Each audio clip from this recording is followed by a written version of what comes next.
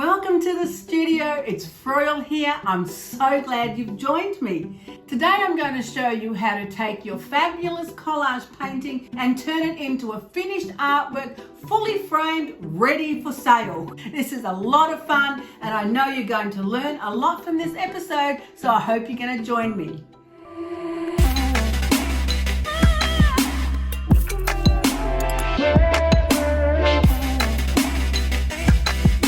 Right, so I have this fabulous collage. It's on watercolor paper and I made this in last week's episode of Sunday in the Studio. So I'll put that episode link in the description under the video. And now we have this magnificent artwork. What are we going to do with it?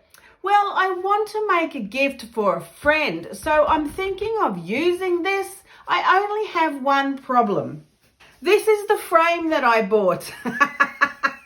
Well, I bought it a long time ago. It's sitting in my studio and I want to use it. So this is the frame. That's the size of the image when it's matted and I want to use this.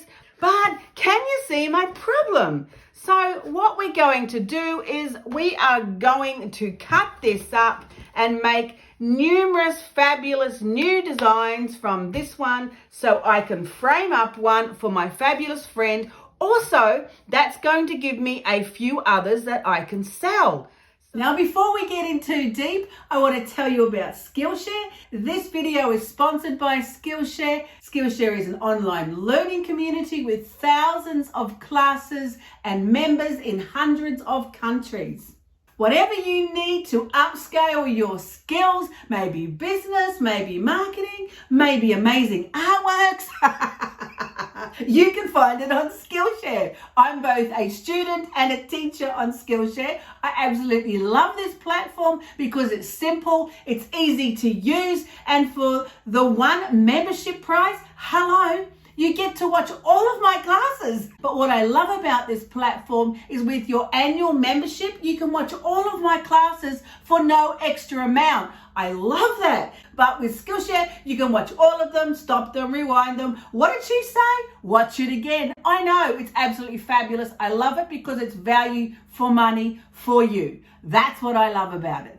There is just so much to explore on the platform. Now, the first 1,000 people to click on the link in the description will receive their first month free. Baby, you can't get more affordable than free. So click on the link and have a look at Skillshare and sign up for the free first month trial because I know you're going to love it. Did I mention I've got 10 classes on Skillshare for you to enjoy. So come and join me in the studio on Skillshare because let me tell you, we have a whole lot of fun. So let's turn this beautiful abstract collage into a fabulous artwork ready to sell. I like this frame. It's not expensive. It just came from the warehouse stationery where I get my prints done.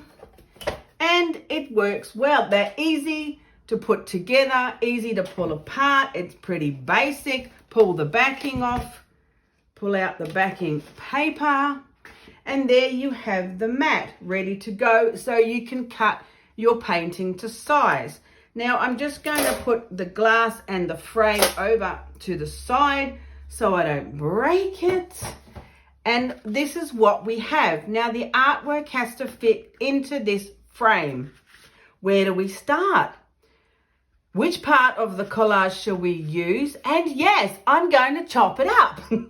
Now I can specifically find an area that I like best, especially now that I've gone to all that trouble establishing great composition.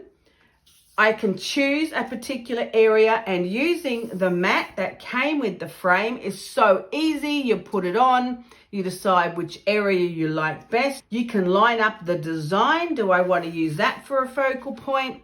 Do I want to use this for a focal point? Or maybe some of the circles. So that's one way of doing it.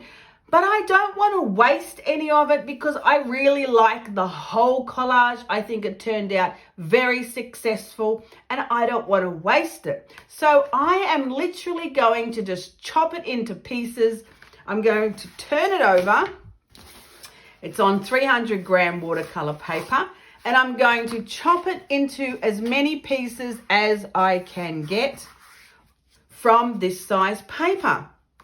This is an 8 by 10 opening, and I'm just going to rule up some lines and cut it into pieces, and then we're going to create new and beautiful artworks that will fit into my frame. Now 8 by 10 inches is 20 by 25 centimeters. So if I just mark 20 centimeters, what can I get? You know, I can get 3 pieces that way. Yes, I'm doing that. I know, right? It's a bit risky, but I'm pretty keen for this idea. 25 centimeters gets me down to there. So I can't get 2 going that way, but I could do a couple that way. Why not? It's abstract art. We can do it any way we like. So we're going down 25 centimeters there. We'll use our set square and we'll go down 25 centimeters there. I know, right? This is like totally risky. I don't even know what we're going to get when we flip them over, but isn't that just so exciting? I think it's exciting. Now then, how wide are these pieces? That piece is 17. So we're going to have to tack an extra piece onto these ones. That's okay. We can do that. That's pretty easy solution. So let's go 25 centimeters and 25 centimeters, and then we'll see what we have. Right, so let's rule these lines in. We've got those pieces. How many pieces did we get out of our fabulous abstract collage? 1, 2, 3, 4, 5. Hello, we got 5 pieces. That's so cool. I can give 1 to my friend and then I'll have 4 for sale. Yay! So let's cut those up and then we'll see, oh my gosh, what we've got to work with. Some of these layers are pretty tough. Well, we did a good job with creating it. So, you know, it's a little tough to cut through. Now, I haven't looked yet. We're going to look at the same time and see what we've got to work with. And that's pretty exciting. Righto, here we go. This is what we've got to work with. This might have been a brilliant plan or a horrible mistake. We'll soon find out. Okay, ready? Ta-da! Ooh, that's one piece that we've got to work with. Now, this has got no focal point. And if you remember what I was going on about last week, we need a focal point. So that's exciting. We get to create a focal point for this piece. What else have we got? Ta-da! Ooh. So that's got a bit of that, a nice shape. Oh, it won't take much to do something on this piece to make it a beautiful work of art on its own. It just needs a few little tweaks. Oh my gosh, this is so much fun. And ta-da! Yes, same with this one. It is a fabulous base and a foundation. We just might create a couple more layers, especially some textures to make it more interesting. Da-da, da-da! Oh man, this one needs some work.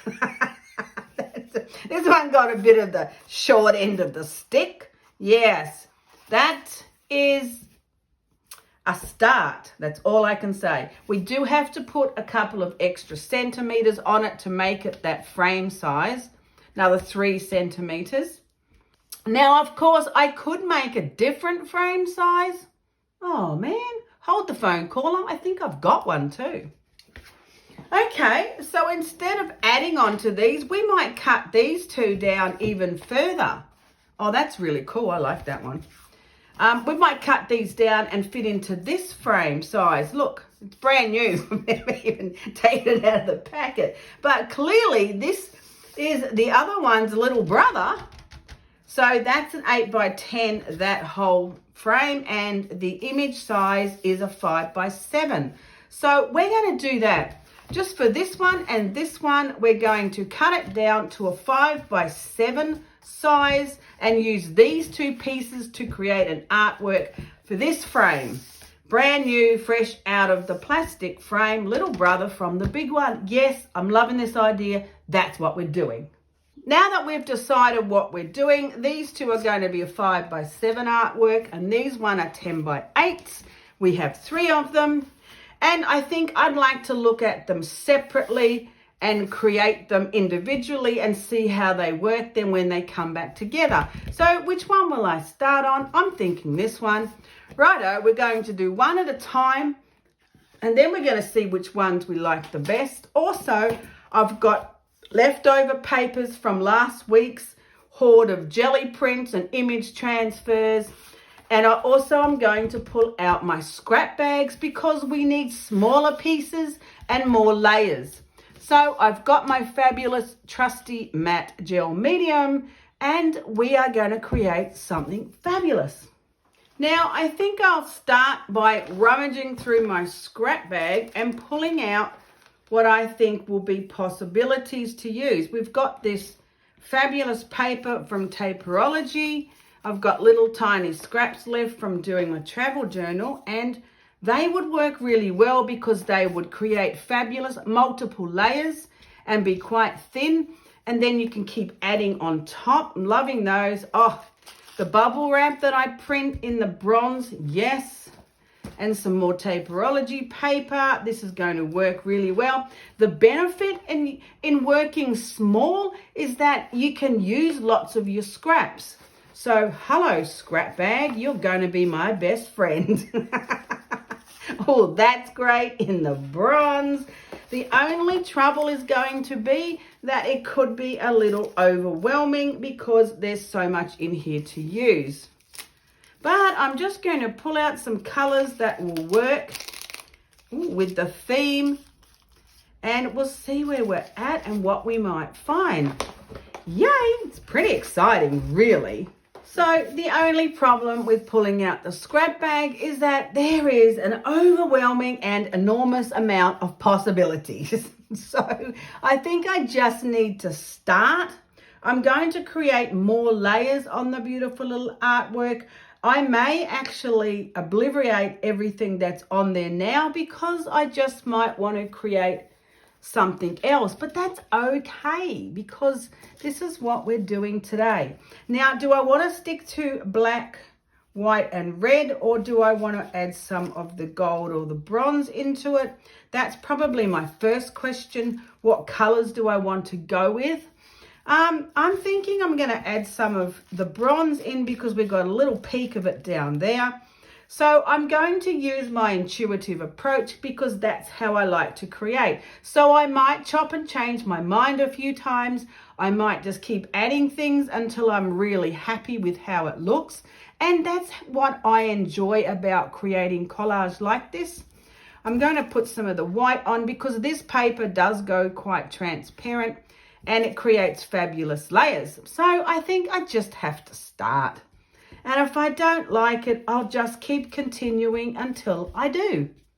Because the scrap bag is right there next to me and I've pulled out a ton of little bits and pieces, a lot of these beautiful little individual artworks will probably have similar pieces in them, which would make it look fabulous if you wanted to do a series of works. If you were wanting to create a work in series, you could get a few of the frames and make the 3 of them like a triptych. That'd be cool too. So we might even look at that as we're going along. How do you do that? How do you make it kind of so that it would match and be more of a triptych? And really it's by using similar elements in each piece. Now I'm just going to go over the edge with these because I can trim that off later.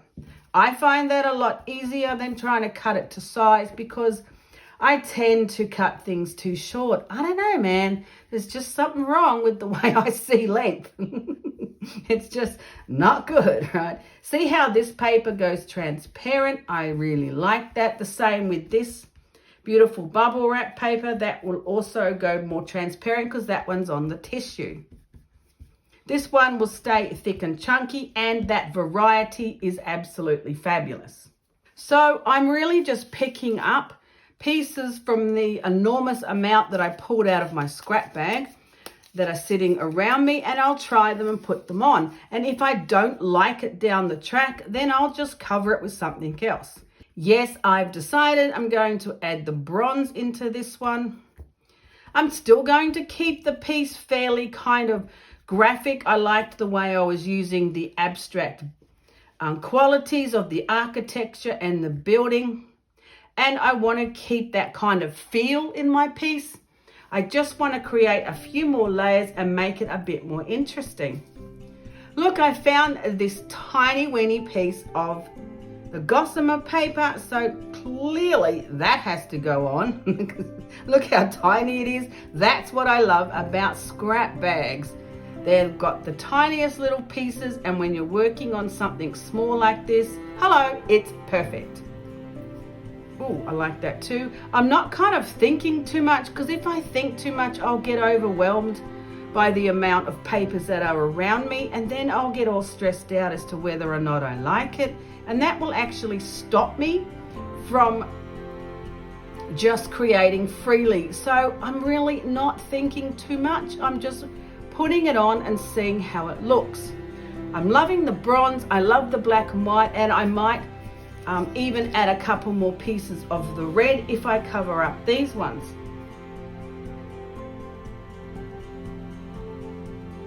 I'm not sure that I want that circle, because I think I could put on a different one. Oh, I do really love these pieces.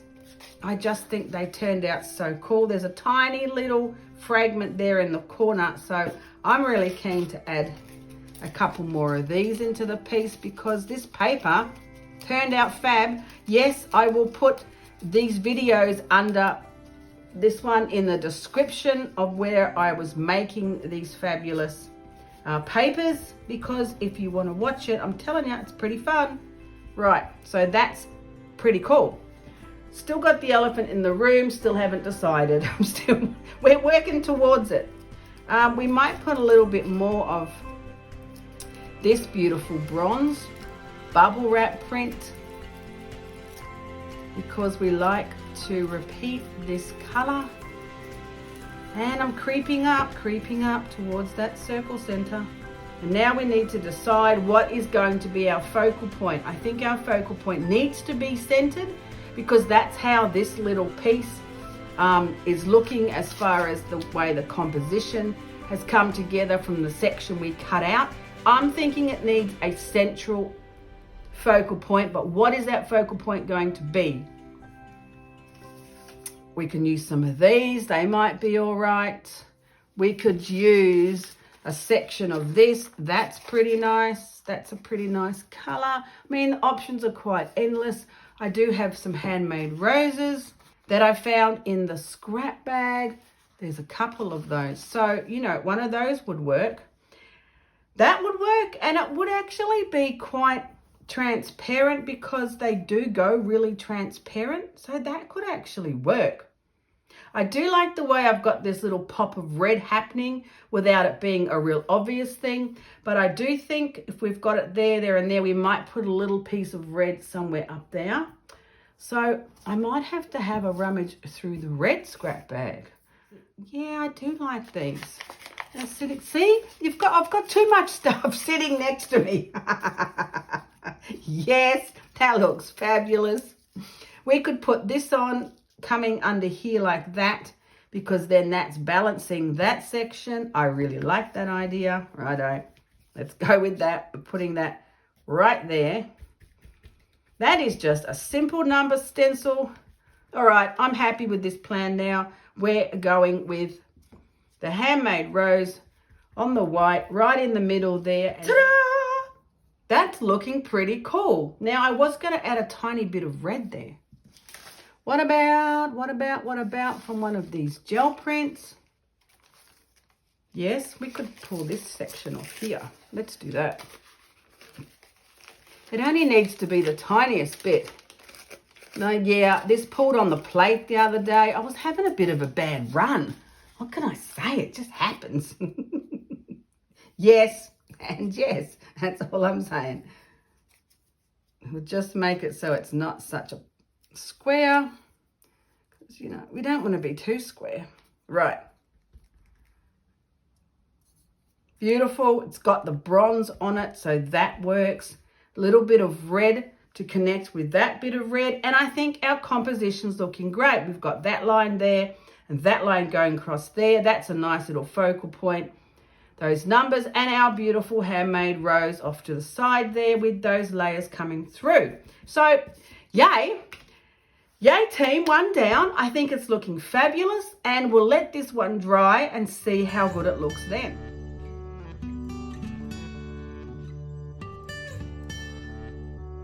Right, now here is the beautiful collection of the mixed media collage paintings. Yay! I think they look fabulous. I'm so happy with how they've come out. Now, if you want to watch the rest of the episodes with all these other collages that I've made, you will find that video on Patreon. Oh! There's a lot more videos on Patreon, a lot behind the scenes, and just more. I'm so happy with all of them. I think they all look fabulous. They make a great series. I mean, that's a really good way to create works in a series. Do one big one, chop them up, and then you have a whole lot of little ones. Ta-da! So they all look like they could definitely work together, don't you think? I think so. They all really sit well together, and they would look fabulous on the wall together. I think it's a fabulous collection and a great way to do works in a series on paper. Ta-da! There you go. So now I'm going to show you how to frame them. We're just going to probably frame one of them, and then I'll show you how gorgeous it's going to look. Also, how easy it is. And you can do this with your fabulous artworks on paper. Right, so I have my frame and a few bits and pieces that we need. Now, the first thing that I personally like to do when I'm framing is put down a very clean and nice and thick and soft tablecloth, because you don't want to have anything sharp or dirty on your table when you're framing. The most frustrating thing is to get your framing all finished and looking fabulous, turn it over and find dirt on it. Oh my gosh, it drives me crazy. Also, you want to make sure your table's flat with nothing bumpy or rough on it, because you don't want your frame to get damaged. You don't want to break your glass in the process. You know, all of these things can happen. So I always like to get a very clean, brand new cloth, give the glass a little wipe. You can even blow it to make sure there's no dust on it, because like I said, it drives me crazy to go through the whole process, turn it over, and there's dirt on the face inside the glass. Drives me crazy. Right, so here's our mat and the backing board for the fabulous frame. So when I'm framing works on paper like this, I like to use the framing tape. I just get it from Clearly, a framing shop. That's why I call it framing tape. And hinge it like this at the top, on the back of the artwork, and then onto the mat board. Now, why I hinge it like this and not tape all the way around it is because if you tape all the way around your artwork onto the mat board, there's no room to breathe. The paper is going to absorb moisture from the air. It's going to need to breathe. And if it's all taped down, you've got a good chance of it buckling.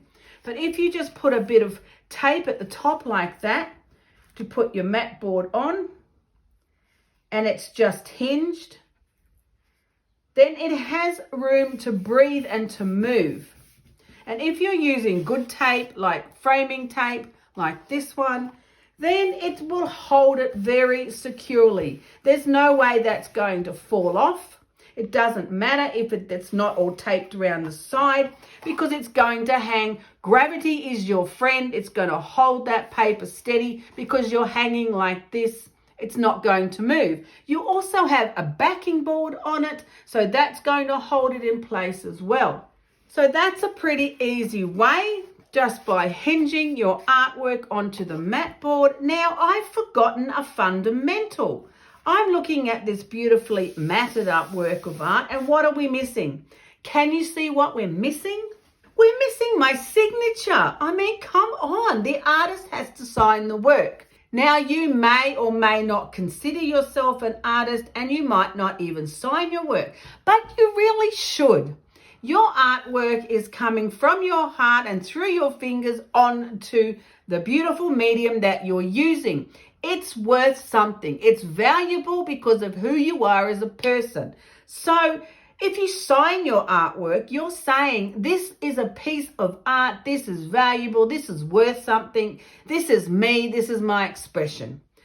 What have you got to lose? Seriously, I would encourage you to sign your artwork, even if it's just you saying this is worth something, this is valuable, because if you value yourself, others will learn to value you as well. Just saying. Now, I usually sign it bottom right. That is traditional. You don't have to. You can sign it anywhere, really. And you can use anything. I've just pulled out a Sharpie, which is just a black permanent marker. And I'm just going to sign my name here because this is going to work. I also like to sign my name with a fine line applicator and paint. But because I forgot to do that, I'm just going to use a Sharpie because it'll be dry. I know, right? Great teacher. So there you go. I've signed it and now we can frame it. I don't think you need to get too hung up over where you sign or what you sign it with. I just think you need to sign it. Right, so the artwork's hinged. We now have it signed. Let's put it in the frame. We want to make sure the glass is nice and clean because we don't want any dirty marks on the face of the painting. Now, this is a very simple do-it-yourself frame. Easy peasy, lemon squeezy. You've got your artwork hinged.